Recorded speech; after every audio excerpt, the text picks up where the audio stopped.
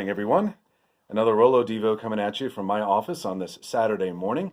And today we're moving on to Genesis 40, the next episode of the story. But like with previous devotions, I'm not going to read the whole story for you this morning for a couple of reasons. First, I'm trying to keep these devotions short, and it takes a long time to read stories.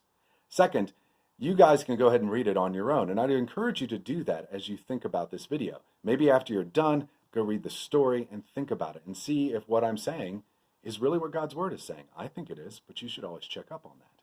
So I'm just going to read a little bit this morning, starting in verse 1, Genesis 40.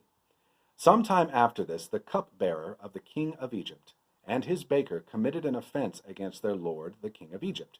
And Pharaoh was angry with his two officers, the chief cupbearer and the chief baker, and he put them in the custody of the house of the captain of the guard, in the prison where Joseph was confined.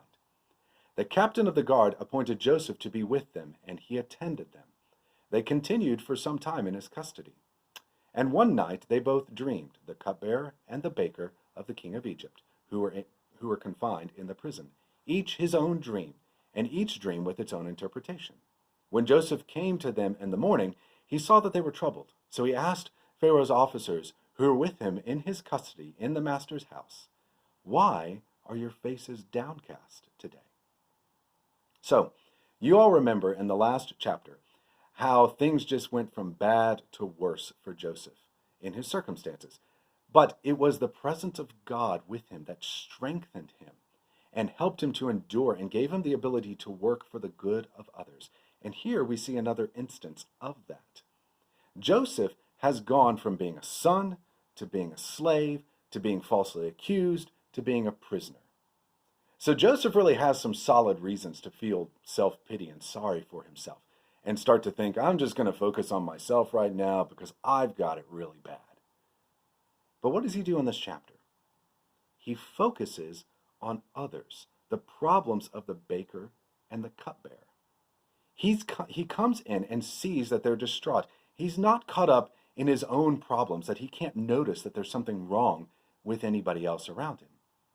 Then he asks them what's wrong, and he seeks to help them. This is really remarkable. This is another result of the presence of God in our lives and the trust in God's providence that we can have, that God is controlling everything that's going on, which are two things that we talked about in a lot of the previous devos. It's so easy for us to get preoccupied and caught up with our own situations or what feels pointless or what feels out of our control. It's easy for us to feel sorry for ourselves and think that we have it worse than anyone else. Yet when we know Jesus is with us in it, and he tells us that in Matthew 28, that he knows how we feel, and he does. Hebrews 4:15 tells us that. And when we know that he's in complete control for our good, which Romans 8:28, and even Joseph realizes later on in Genesis 50:20, when we know that all of those things are true, we don't have to focus on ourselves anymore because Jesus is taking care of that, which frees us up to look at others. It's like your schoolwork. Now, I know you don't enjoy doing your schoolwork at home right now, or most of you. Some of you, this is what you've always done. Or it may be difficult for you right now. But you don't have to think about what you're supposed to do you? Your teachers give you assignments and they tell you what you're supposed to do. So you don't have to spend your time trying to figure out what it is you're supposed to do. You've got these assignments and you finish them. Your teachers have planned out your assignments, and so that frees you. Well, when Jesus has our life and even every detail of our circumstances in his plan completely under control, and his plan to use that for our good and for the good of those around us, when all of that is true, we don't have to worry about that anymore. When we know that, we don't have to worry about trying to control our lives or use worry as some kind of relief from disruption. We don't have to do any of that. We can know he's in control of it, and he has a point in it. That frees us up simply to do the work that he has for us each day. Just like your teacher's plan for your work at home frees you up simply to do the work that you have to do every day. It frees us not to spend our normal mental and emotional energy worrying and focusing on us, even if our situation isn't good.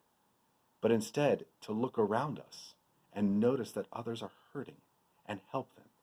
Your siblings or your parents, for example, might need someone to talk to them about what they're feeling. Someone from your school who maybe didn't have a lot of friends in the first place might need someone to reach out for them.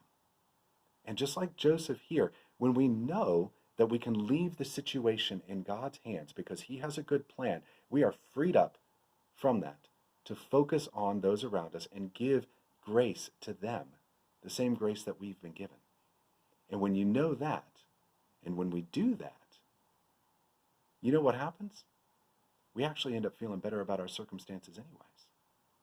So you guys think about that, and I'll see you tomorrow.